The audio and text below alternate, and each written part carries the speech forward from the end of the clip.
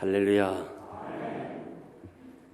한국의 기독교 방송국에 새롭게 하소서 이런 프로그램이 있습니다. 그곳에는 간증자들이 나와서 간증을 하는데 숙명여대, 그러니까 용산에 있는 숙명여대 이경숙 총장께서 나와서 좌담회를 통해서 간증하는 것을 보았습니다. 그분이 14년 동안 4번이나 총장을 연임하신 분입니다. 한국의 대학가에 참 훌륭한 존경받는 사람입니다. 그분이 처음 이 대학의 총장이 되었을 때에 그 대학은 고종 황실에서 세운 대학이기 때문에 그 땅의 주인이 국가랍니다. 정부가 주인이라서 세금을 내지 않아서 8억 7천만 원 벌금과 연체가 붙어서 8억 7천만 원을 내라. 그래서 이분이 혼자서 그 땅을 다시 회복하고 학교로 돌아오게 하는 데 있어서 너무 힘들더래요. 냉소적이고 비아냥거리고, 그래서 심지어는 탈진이 돼서 수술까지 했습니다.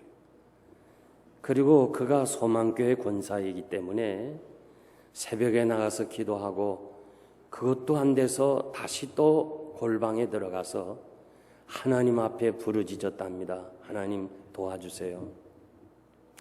그랬더니 하나님의 말씀이 떠오르는데, 수고하고 무거운 짐진 자들아 다 내게로 오라, 내가 너희를 쉬게 하리라. 이 말씀 붙잡고 막 눈물이 나서 하나님 앞에 더 깊이 간구할 때 주께서 음성이 들리더랍니다. 내가 나가 할 수 있는, 내가 할 수 있도록 일을 맡겠느냐? 내가 나한테 그 일을 맡긴 적이 있느냐? 그렇게 분명하게 음성이 들리더랍니다. 자신은 그냥 기도하고 최선을 다하면 지성이면 감천이라고 하나님도 도와주시겠지, 그런 뜻에서 최선을 다했지만은 결국 그날의 주의 음성을 듣고 내가 하나님께 맡기지 못했구나, 철저하게 회개하고 소원 기도를 했답니다. 숙명여대 총장은 하나님이 하시고 이제 나는 청지기로 봉사하겠습니다.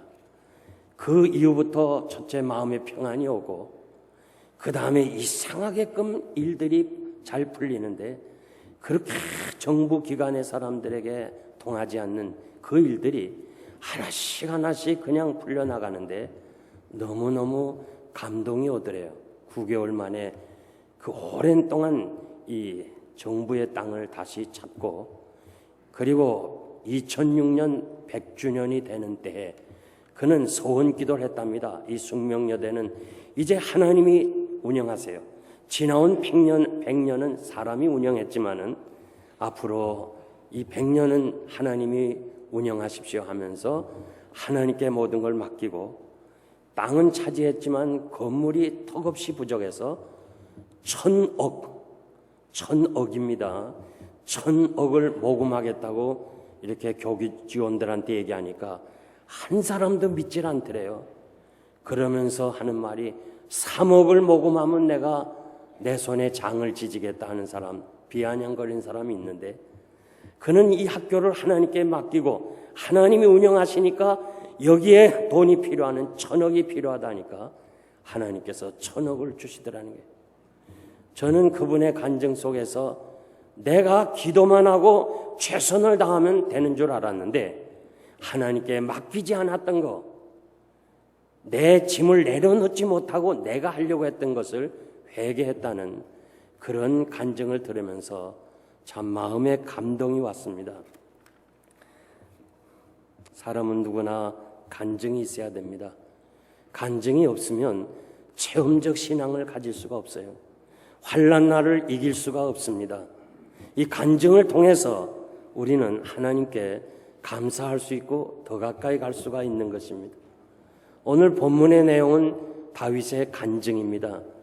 왜 이 다윗의 간증을 이렇게 이 사무엘서를 마무리하는 마지막 편에 기록을 했는가?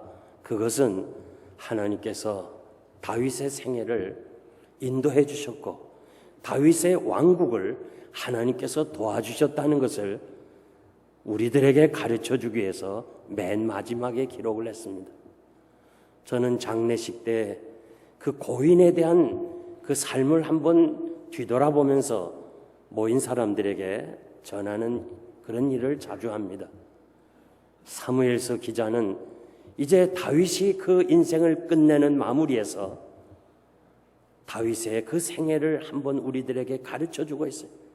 이 본문은 시편 18편의 내용에 거의 같은 내용이에요. 다윗은 지나온 생애를 뒤돌아보면서 인생 황혼기에 하나님이 나를 이렇게 도와주셨습니다. 하나님 앞에 어려울 때 부르짖었더니 하나님께서 나를 이렇게 도와주셨습니다. 간증하는 것입니다. 우리에게도 이러한 간증이 있어야 될 겁니다. 인생의 황혼기에 도달해서 뒤를 돌아보면서 하나님이 나에게 행하신 일들, 하나님이 나를 그 어려운 가운데서 건져내신 일들, 이런 일들을 하나님 앞에서 감사하면서 간증하면서 하나님을 찬양해야 될 줄 믿습니다. 오늘 우리가 이 말씀을 통해서 이 다윗의 간증이라는 말씀을 생각하면서 우리에게도 간증의 날이 있기를 바랍니다. 첫째는 하나님의 도우심이었습니다.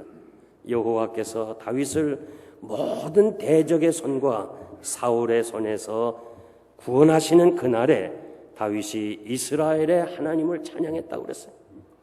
우리가 사무엘서를 통해서 다윗의 일생은 대적들과 싸움이었습니다. 만약 하나님이 그를 도와주지 않으셨다면 다윗은 생존할 수가 없는 사람입니다. 대적과 싸울 때에 그 날에 다윗이 하나님을 찬양하게 되었다는 거예요.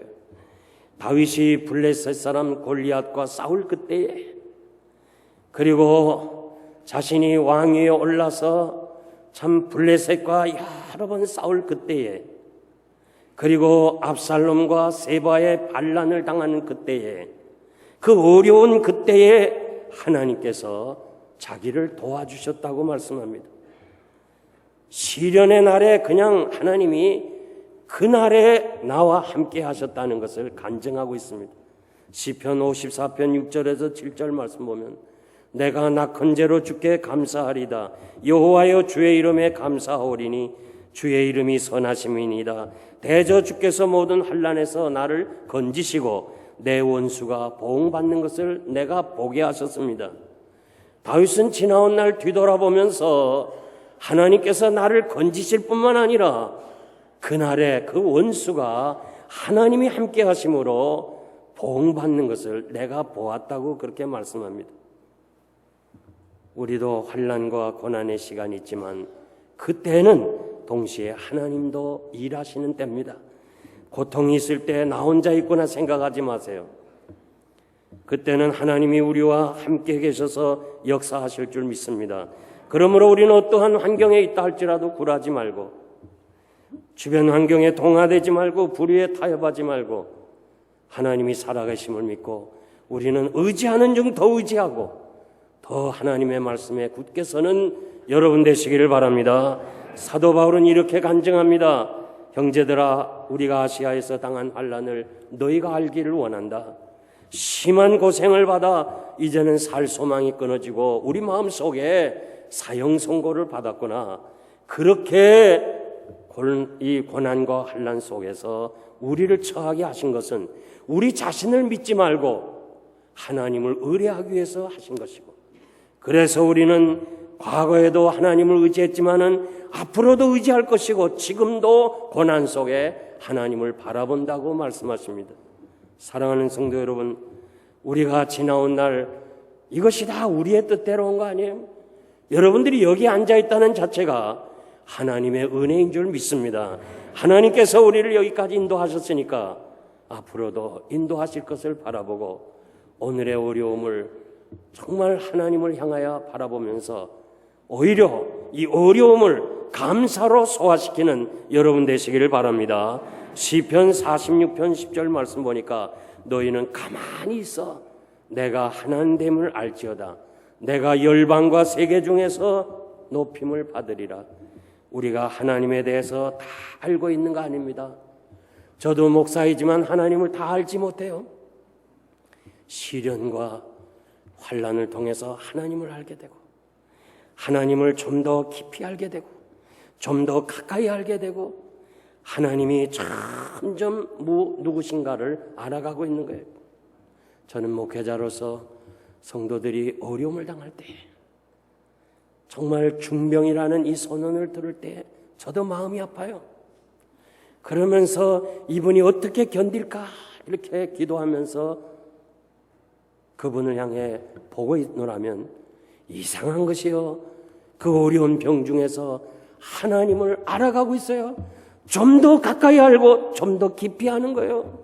막연한 하나님이 아니라 그 어려운 가운데서 하나님을 더 깊이 알게 되는 거예요. 고난당한 것이 내게 복이라. 이로 인하여 내가 주의 율례를 배우게 됐습니다. 이스라엘 백성들이 애굽을 나와 홍해바다 앞에 섰을 때 뒤에는 애굽 군대가 찾아오잖아요. 앞에는 홍해바다고, 이때 이스라엘 백성들은 하나님을 원망합니다. 모세를 원망합니다. 우리가 매장지가 없어서 이곳에 와서 우리를 다 죽이려 하느냐. 그럴 때 하나님께서 모세를 통하여 잠잠하라, 좀 조용히 있으라, 두려워 말고 가만히 서서 여호와께서 행하시는 구원을 보라. 여호와께서 너희를 위하여 싸우시리니 너희는 가만히 있으라. 우리가 어려울 때일수록요 떠들면 안 돼요. 하나님이 행하시는 거 볼 수가 없어요. 어렵습니까? 하나님께서 말씀하시는데 조용히 있으라는 거예요. 조용히 있으면서 하나님이 하시는 일을 보라는 거예요. 성도에게 당하는 고난과 이 시련과 아픔은 그것을 통해서 하나님이 하나님됨을 알게 하고 하나님이 영광을 받으시겠다는 거예요. 평소에는 우리가 몰랐다가 고난과 시련과 아픔을 통해서 하나님을 알게 되고 하나님을 높이게 되는 것을 여러분 잘 알잖아요. 고난을 많이 겪은 다윗은 2절 3절에서 뭐라고 그래요? 여호와를 향하여 나의 반석, 나의 요새, 나를 건지시는 자, 나의 하나님, 나의 피난처, 나의 방패, 나의 구원자다. 전에는요 멀리 있는 하나님이고 우리 하나님이시지만은 이 고난을 통해서 하나님이 나와 함께 하시는 것을 체험한 후에는요 하나님이 나의 하나님이라도요, My God, 나의 하나님이라는 거예요. 나의 하나님. 그리고 이 본문에는 없지만 시편 18편 1절 보니까 여호와여, 나의 힘이 되신 여호와여, 내가 주를 사랑합니다. 지나온 날을 뒤돌아보니까 하나님이 다 함께 하시고 이제는 하나님 없이는 살 수 없는 사람, 정말 나의 힘은 오직 하나님이십니다. 내가 할 일은 하나님 사랑합니다. 이게 누가 이렇게 할 수 있어요? 고난을 많이 당한 사람이 이 사실을 고백할 수가 있는 것입니다. 그러므로 우리가 이 세상에 사는 동안 여러 가지 어려울 때마다 의지하는 중 더 의지하는 여러분 되시기를 바랍니다. 역대하 14장 11절 보니까 여호와여, 강한 자와 약한 자 사이에, 그러니까 강한 자들과 자신은 약하다는 거예요. 다윗은 강한 자와 약한 자 사이에 도와줄 리는 하나님밖에 없습니다. 저 큰 무리를, 저 큰 군대를 나는 도저히 싸워서 이길 수가 없습니다. 내가 지면 하나님의 영광이 가려집니다. 하나님이 이기셔야 됩니다 하고 하나님 앞에 기도한 것을 우리는 잘 알 수 있습니다. 그러므로 방백들을 의지하지 말며 도울 힘이 없는 인생도 의지하지 말라. 그러므로 우리가 담대히 가로되 주는 나를 돕는 자시니 내가 누구를 무서워하리요? 사람이 내게 어찌하리요? 히브리서 13장 6절 말씀입니다. 우리가 이 나그네 길을 가면서 여러 가지 어려움이 있을 때마다 하나님이 여러분의 돕는 자라는 걸 믿으시기 바랍니다. 하나님이 나를 도와주시는데 누가 나를 어떻게 할 거냐, 이런 확신이 여러분에게 있어지기를 바랍니다. 두 번째는 기도에 응답하시는 하나님이신데 다윗은 환난을 당하고 그때마다 하나님께 기도해서 응답받은 내용을 8절에서부터 20절까지 고백을 합니다. 다윗이 겪었던 고난은 사망의 물결, 불의의 창수, 음부의 줄, 사망의 올무라고 말씀합니다. 그러니까 자기가 얼마나 큰 고난을 당했는가, 그 고난의 현장을 사망과 연결해서 고백하고 있습니다. 다윗이 얼마나 고난을 많이 당했으면 그 아들 솔로몬도 우리 아버지는 모든 환난을 당했습니다, 그렇게 이야기를 했습니다. 예수님도 이 땅에 계실 때 많은 환난을 당하시고 울기도 하셨습니다. 사도 바울도 그는 많은 환난과 고난을 당하면서 그는 죽도록 매를 맞았어요. 그래서 죽었는 줄 알고, 죽은 사람은 성 안에 있으면 안 되니까 부정하니까 성 밖으로 내버렸어요. 다시 거기서 일어나서 성 안에 들어가서 제자들이 위로하러 모였을 때, 여러분들이요, 앞으로 우리가 하나님의 나라에 들어가려면 많은 고난을 겪어야 할 것입니다. 많은 고난을 겪어야 된다고 말씀하십니다. 의인은 고난이 많다고 말씀하십니다. 그러나 여호와께서 모든 고난에서 우리를 건지신다고 시편 34편 19절에서 말씀을 하십니다. 주님이 제자들에게 너희가 나를 인하여 욕을 먹고 그리고 핍박을 받고 거스려 악한 말을 할 때 너희에게 복이 있나니 기뻐하고 즐거워하라, 하늘에서 너희 상이 큼이라. 여러분들이 예수 믿는 것 때문에 참아야 되고 희생해야 되고 당해야 되고 억울하게 당하는 이 모든 것을 당할 때 낙심하지 말고 좌절하지 말고 기뻐하라, 너희 상이 하늘에서 크다. 이 사실을 여러분들이 마음에 두시기를 바랍니다. 그래서 사도 베드로는 고난받는 성도들, 그리고 남편과 자식을 잃어버린 그 가족들, 그들을 향해서 뭐라고 말씀하십니까? 너희가 그리스도의 고난에 참여하는 것으로 즐거워하라. 우리가 예수 안 믿는다면 그런 멸시와 수모를 받을 필요가 없어요. 예수 안 믿는다면 그렇게 양보할 필요도 없어요. 그러나 우리가 이렇게 주님 뒤따라가면서 주의 말씀 따라가는 것이 쉬운 일이 아니고 어렵기 때문에 고난받는 성도들에게 그것은 그리스도의 고난의 뒤를 따라가는 것이라고 말씀하고 계십니다. 우리가 여러 가지 어렵고 힘들 때마다 할 수 있는 것은 기도밖에 없어요. 그는 자신의 지나온 날을 이렇게 비유를 들어 말합니다. 마치 사냥꾼이 이 덫을 놓고 그 짐승을 잡잖아요. 덫에 걸린 짐승은 움직이면 움직일수록 더 조여옵니다. 그러니까 유일하게 할 수 있는 것은 짐승도 말하는 것밖에 없잖아요. 자신이 그랬다는 거예요. 사망의 올무, 덫에 걸려서 도저히 다르게 스스로는 해결할 길이 없고 그저 입만 가지고 하나님 앞에 부르짖었더니 하나님께서 나의 기도를 들으셨다는 거예요. 여러분, 우리가 어렵고 힘들 때마다 하나님께 부르짖으세요. 하나님께 기도하세요. 다윗을 통해서 역사하신 하나님 지금도 살아계신 줄 믿습니다. 여러분의 기도를 외면하지 않으시고 여러분의 문제를 해결해 주실 줄 믿습니다. 8절에서 16절 보니까 하나님께서 강림하시는데, 하나님께서 응답으로 표현하시는데, 옛날 출애굽을 하고 시내산에 강림하실 때 그 불 가운데 강림하시고 연기를 품으시는 그 광경을 비유적으로 말씀하면서 자기도 그렇게 하나님이 강림하셔서 역사하셨다는 거예요. 뭘 말씀하는 거예요? 하나님의 말씀은 출애굽 시대나 다윗 시대나 지금도 기적으로 역사하실 줄 믿습니다. 우리가 감당할 수 없을 때, 우리 힘으로 도저히 해결하지 못할 때 하나님께서는 기적의 손길을 통해서도 우리의 어려운 문제를 해결해 주실 줄 믿습니다.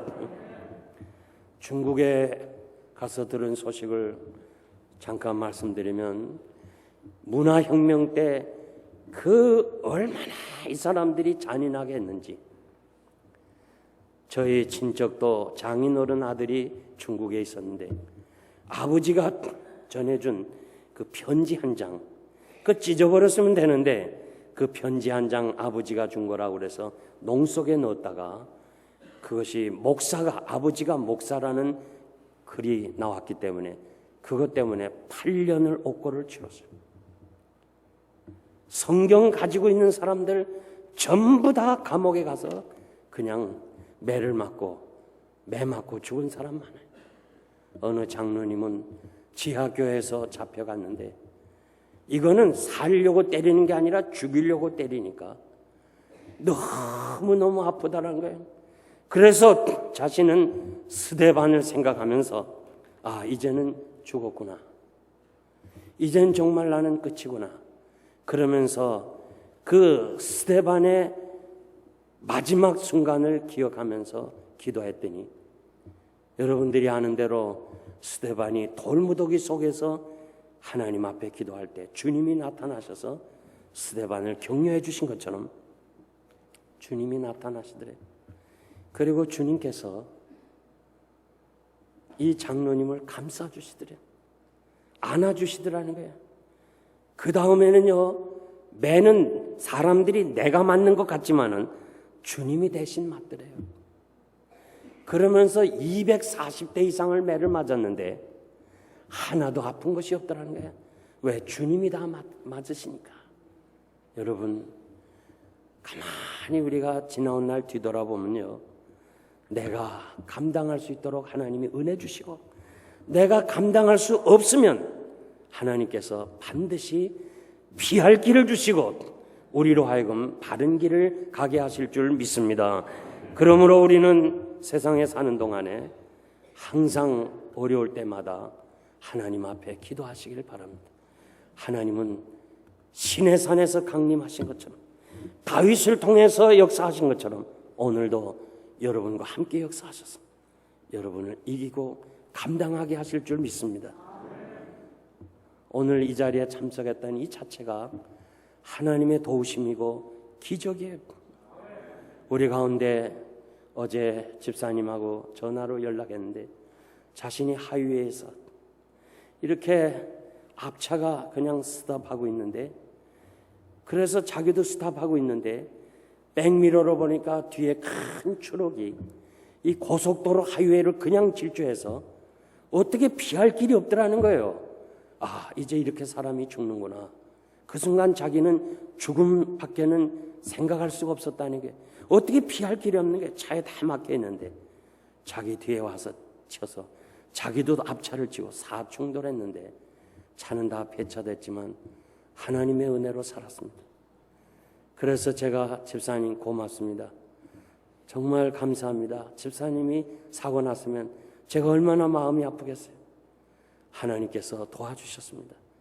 하나님이 덤으로 살게 하셨습니다.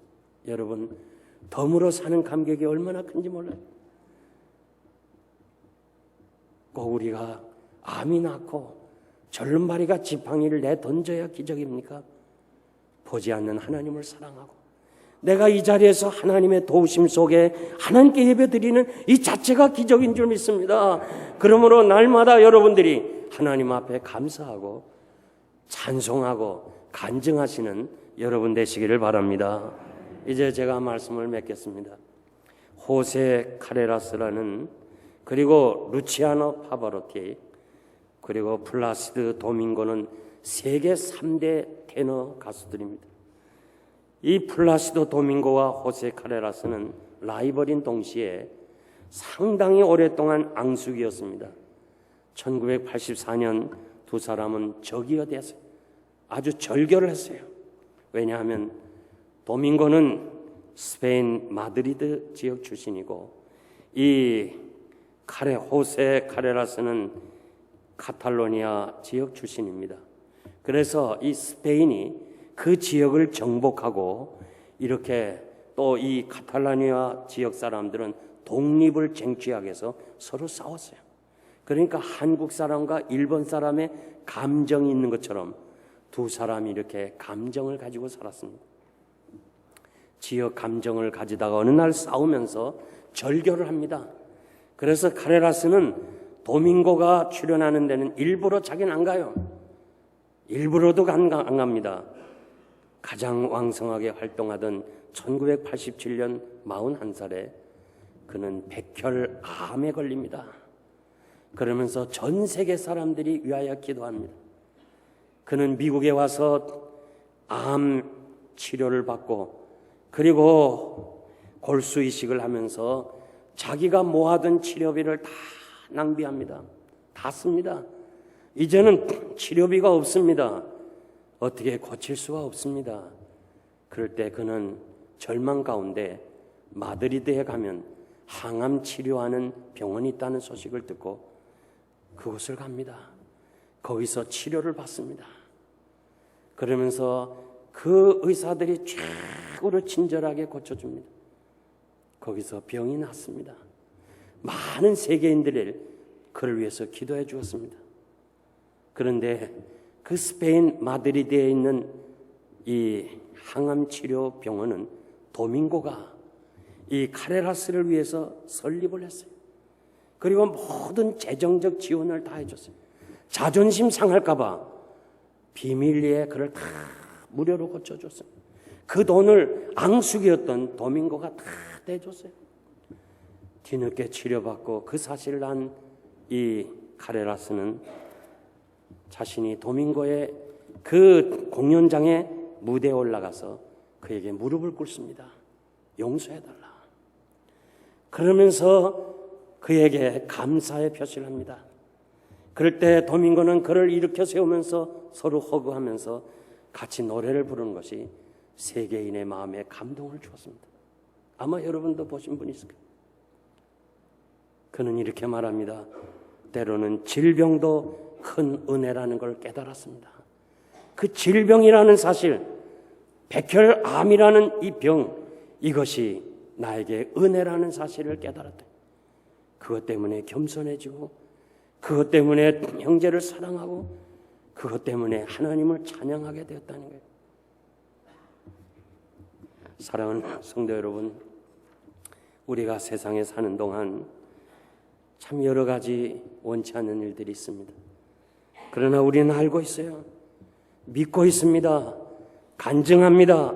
모든 것이 합력하여 하나님의 뜻대로 이루어질 줄 믿습니다. 지금 당하는 이 질병도 실패도 여러 가지 아픔이 지금 당장은 그렇게 좋은 거 아니에요. 어려워요. 그렇지만은 합력하여 선을 이루실 하나님의 뜻대로 되어질 걸 생각하면서 우리는 그 미래의 행복을 오늘에 앞당겨서 행복을 누릴 수 있어야 돼요. 분명히 하나님께서 우리를 통해서 이루어 가시니까, 영광을 받으시니까 여러분들이 어려운 시련 속에서 낙심하지 말고, 근심하지 말고, 고민하지 말고 하나님께 감사할 수 있는 여러분 되시기를 바랍니다. 내일의 행복은요, 오늘의 행복이 없이는 이루어질 수가 없어요. 오늘의 행복이 있어야 내일의 행복이 있는 거예요. 이것이 바로 다윗의 간증입니다. 저는 지금도 하나님 앞에서 죄송한 때가 너무 많아요. 너무 미안할 때가 많아요. 제 간증을 하려면 참 길지만은 그 중학교 1학년 때 등록금을 못 내서 퇴학을 당하면서 낮에 일하고 밤에 공부하고 국민학교 때부터 신학교까지 5번 수학여행이 있는데 돈 때문에 한 번도 못 갔어요. 저는 어머니한테 왜 수학여행 안 보내주나 떼를 쓴 적 한 번도 없어요. 그러니까 남들이 다 가는데 내가 뭐 하겠어요? 혼자 기도원에 가서 그냥 울면서 기도했어요. 하나님, 난 왜 이렇게 가난합니까? 난 지금도 그 생각하면 눈물이 나요. 왜 난 이렇게 가난해야 됩니까? 난 왜 이렇게 힘들어야 됩니까? 그리고 저는 몸이 아파서 사경을 헤맬 때가 많았어요. 아주 의학이 못 고친다고 내버린 사람이에요. 하나님의 은혜로 기적으로 체험하는 사람이에요. 지금 제가 목사가 돼서 생각해 보면 그런 과정이 꼭 필요한 거예요. 내가 이 자리에 서서 목회를 하기 위해서는 반드시 필요한 거예요. 내가 그런 과정을 겪었기 때문에 가난한 성도를 좀 더 이해할 수 있는 거예요. 좀 더 그들과 가까이 갈 수 있는 거예요. 그리고 사경에 처한 그 성도들을 나도 아파봤으니까, 나도 의사가 못 고친다고 했으니까 그들의 아픔을 나의 아픔으로 받고 같이 기도할 수 있는 거예요. 그래서 제가 여러분들에게 말씀드리고 싶은 것은 성도가 당하는 경험은 하나도 버릴 것이 없어요. 지나고 나면 모든 것이 다 하나님의 은혜고 그것으로 인해서 하나님이 높임을 받게 되는 거예요. 그러므로 여러분, 우리가 세상에 사는 동안에 어떤 환경에 처하든지 간에 오늘의 행복을 포기하지 말고 이 모든 시련을 통해서 하나님이 하실 일을 내다보면서 여러분들이 당면한 문제에서 하나님께 감사하고 하나님께 찬양할 때 그 어려운 문제를 진정으로 찬양할 수 있도록 바꾸어 주실 줄 믿습니다. 이것이 다윗의 간증이고 부족한 제 자신의 간증입니다. 어렵고 힘들지만은 내일의 행복을 기대하지 말고 오늘에 행복하게 산다면 반드시 그 행복이 내일이 보장이 될 줄 믿습니다. 기도하겠습니다.